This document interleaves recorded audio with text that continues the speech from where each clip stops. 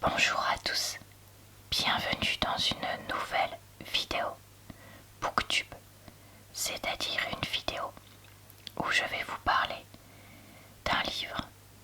Aujourd'hui, je parle de The Guest List de Lucy Foley, traduit en L'invité de trop, qui est un thriller que j'ai écouté en livre audio. D'où le fait que je vais vous présenter pendant toute la vidéo ça sur ma tablette. Je fais très régulièrement ce genre de vidéos sur ma chaîne et je vous présente des livres de romance, parfois de la fantasy, parfois de l'horreur, parfois des autobiographies. Enfin, vous voyez, je lis un certain nombre de choses et aussi de la fiction.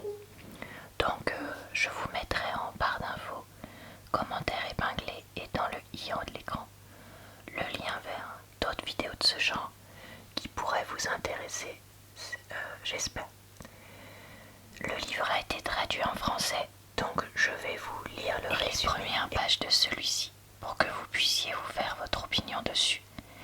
Et ensuite, je vous donnerai mon avis sur ce livre. Voilà globalement ce que je voulais vous dire pour l'introduction. Donc on est parti. C'est un livre de 2023 pour la traduction, donc ça doit être quelques années avant pour l'original. Un mariage select sur une île, 13 invités, un cadavre. Un mariage au large de l'Irlande sur une île belle et sauvage. Julia à la tête d'un magazine et déterminée et ambitieuse. Will, une étoile montante de la réalité. La fête se doit d'être à l'image de leur insolente réussite. Tenue de créateur, décors somptueux et hôtes triés sur le volet. On dirait invité, mais c'est pas grave. Le réseau mobile est peut-être capricieux et la mer agitée. Pourtant, chaque détail a été planifié d'une main de maître par la wedding planner. Mais la perfection est toute théorique, les invités bien trop humains. Au fur et à mesure que le champagne coule, le ressentiment et l'envie remplacent la joie et les feux de bonheur. Et après un blackout, voilà qu'on crie au meurtre. Alors, je trouve que le résumé est vraiment très mal écrit, encore une fois, parce qu'en fait, il en révèle presque trop. Je trouve, notamment à la fin. Donc, c'est bien dommage. Alors, chapitre 1. Maintenant. Les lumières s'éteignent. En un clin d'œil, tout est plongé dans le noir. La musique s'arrête. Sous le Barnum, les invités poussent des cris et s'agrippent les uns aux autres. Les bougies sur les tables ne font qu'amplifier la confusion en lançant des ombres bondissantes sur les parois de toile. Impossible de voir ou d'entendre quoi que ce soit. Le vent s'emporte et rugit en couvrant les voies. Au dehors, la tempête fait rage, siffle et malmène le chapiteau. À chaque bourrasque, c'est toute la structure qui tremble sur ses bases, dans un terrible grincement de métal. Paniqués, les convives se recroquevillent. Les rabats de la tente, illuminés par des torches de jardin crépitantes, se sont dénoués et claquent dans le vent. À croire que cette tempête leur en veut personnellement, qu'elle leur adresse toute sa fureur. Ce n'est pas inédit que les plombs sautent, mais la dernière fois, la lumière était rapidement revenue.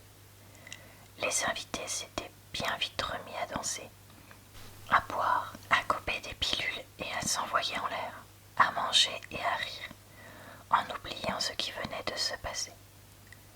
Depuis quand la lumière est-elle coupée? Difficile à dire dans le noir.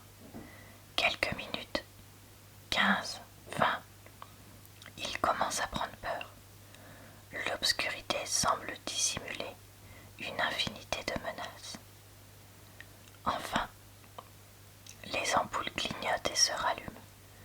Tous applaudissent et lancent des vivas. Les voilà embarrassés de se découvrir accroupis, prêts à parer un assaut. Ils en rient et parviennent presque à se convaincre qu'ils ne sont pas effrayés. La lumière qui inonde désormais les 3 tentes adjacentes devrait révéler une scène de fête, mais c'est plutôt le chaos qui règne. Sous le chapiteau principal qui accueille le dîner, des éclaboussures de vin coagulent sur le sol.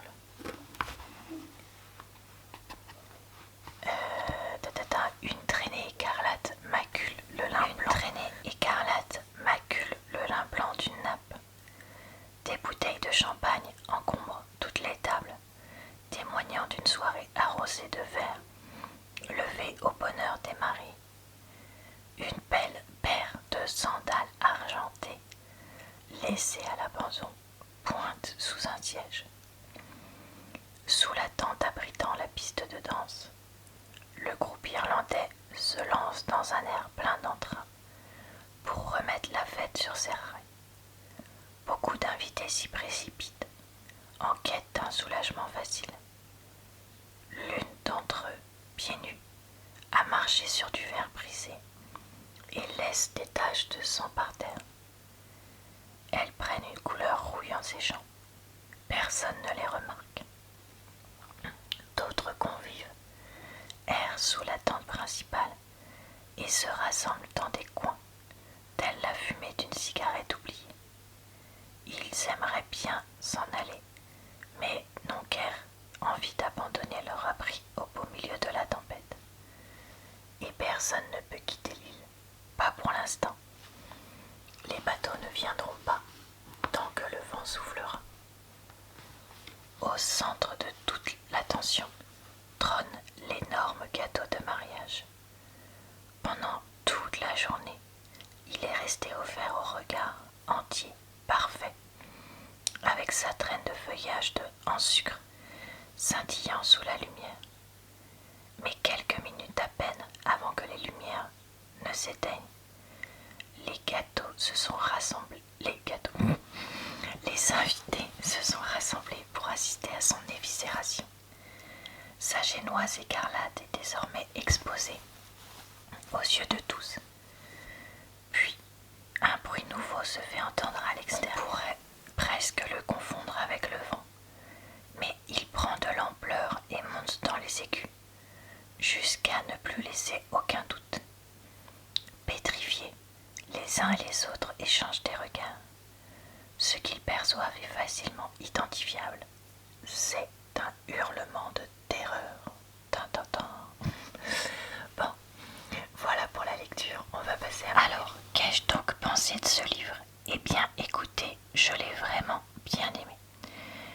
Déjà, je tiens à dire que j'ai vraiment aimé le livre audio anglais que j'ai écouté. Pour information, pour ceux que ça pourrait intéresser, la version que j'ai écoutée, comme il y a différents points de vue, le point de vue de la wedding planner, de la mariée, de certains invités, du témoin, de la témoin, etc. Chacun est fait par un acteur différent et ça c'est vraiment super. Vraiment quelque chose que j'ai apprécié.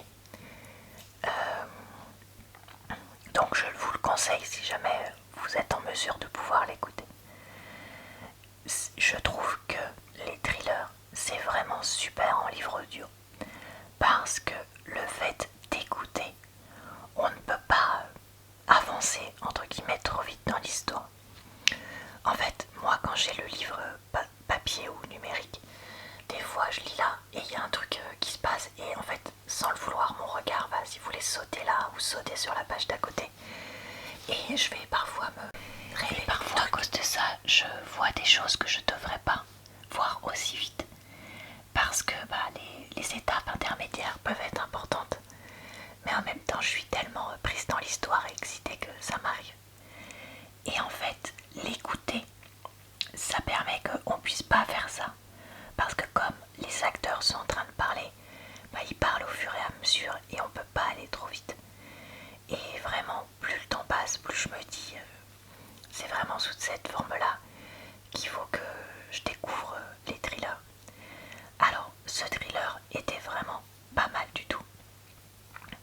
sans être hyper révolutionnaire. Il est pas mal parce que je l'ai trouvé plutôt bien écrit. J'ai trouvé que le vocabulaire employé était ni trop simple ni trop complexe. L'histoire aussi est ni trop simple ni trop complexe. Suffisamment complexe et suffisamment... comment dire, suffisamment énervante, non, je sais pas, perturbante peut-être, pour justifier qu'il y a un livre comme ça dessus, mais en même temps suffisamment banal pour que on se dise ah oui, ça pourrait arriver, tout ce qui est écrit dedans. Alors il y a tout un pan du livre qui est par rapport à la vie dans les pensionnats anglais, enfin du Royaume-Uni même en général. Donc ça c'est vrai que nous en France on a beaucoup moins ça, mais les internats existent quand même. Donc je pense qu'il y a quand même certaines choses qui pourraient en partie être transposées à ça et que ça pourrait parler à certaines. Moi, même si je sais pas quelque chose que j'ai vécu, j'ai quand même trouvé ça bien écrit et on arrivait quand même à rentrer dans l'histoire. Même si voilà, le côté les mecs de l'internat qui se comportent n'importe comment, même 15 ou 20 ans après, j'avais qu'une envie, c'est de les tarter tous les uns après les autres. Mais voilà, c'est fait d'une façon où ça passe encore. Mes personnages préférés, c'était au final la témoin, si fragile, si vulnérable, qu'on a tellement envie de savoir ce qui lui est arrivé. Et la wedding planner, qui est, comment dire, le genre de personne où tu te dis, doit y avoir des trucs, elle paraît trop lisse en surface, que se passe-t-il derrière, vous voyez ce que je veux dire? Et donc petit à petit, les secrets se révèlent. Alors c'est vrai que moi j'avais pas lu le résumé, donc je ne savais pas qu'on allait trouver un corps. Et pendant longtemps, donc au moins un tiers du livre, il se passe entre guillemets rien, dans le sens où il n'y a rien de très thriller, on va dire ça comme ça. Mais c'est pas grave parce que ça, voilà, enfin les personnages comme ils sont intéressants et que l'histoire avance, on se dit bon après tout, on apprend à les connaître, quels sont les secrets qu'il va y avoir, etc. Alors, les révélations à la fin du livre, dans le dernier tiers, sont pas mal. Rien d'impossible à deviner. Moi, il y a certaines choses que j'avais devinées en avance. Mais il y avait 2-3 trucs qui m'ont surprise dans le sens où je pensais pas qu'on irait jusque là. Si je peux dire ça comme ça, je vais pas en dire plus. Et du coup, il y a quand même des trucs où j'ai fait... Parce que du coup, j'étais dans ma voiture quand j'écoutais, parce que moi les livres audio, je les écoute dans la voiture. Et j'étais là, ah non, quand même pas ça. Donc voilà, donc vous voyez, ça c'était quand même pas mal du tout. Très honnêtement, ça m'a donné envie de lire d'autres livres de Lucie Folly, parce que comme je vous dis, j'ai trouvé que l'écriture était pas mal. Comme je vous dis, l'écriture et le scénario étaient pas mal, sans être, voilà, exceptionnel. Et je crois que c'est une auteure qui a fait d'autres livres, puisque là je vois qu'il y a ça, et il me semble que c'est un nom que j'ai déjà entendu sur les réseaux sociaux partie livre. Donc il va falloir que je creuse la question. Mais voilà, ça faisait vraiment longtemps que j'avais pas lu un thriller, vraiment thriller. Et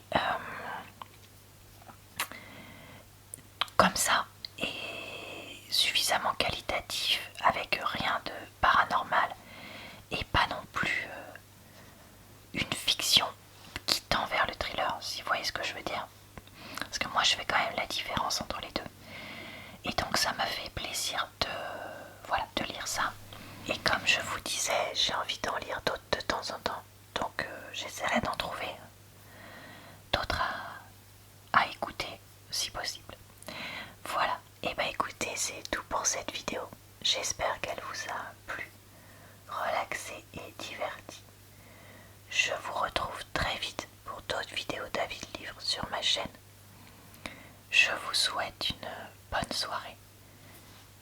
nuit ou une bonne journée. Je vous retrouve également tous les jours ou presque sur cette chaîne pour de nouvelles vidéos. Sur mon compte TikTok pour les vidéos livres en résumé si ça vous tente. Et aussi, si tout se passe bien, une fois par semaine sur ma chaîne secondaire. Je vous dis donc à très bientôt dans une prochaine vidéo.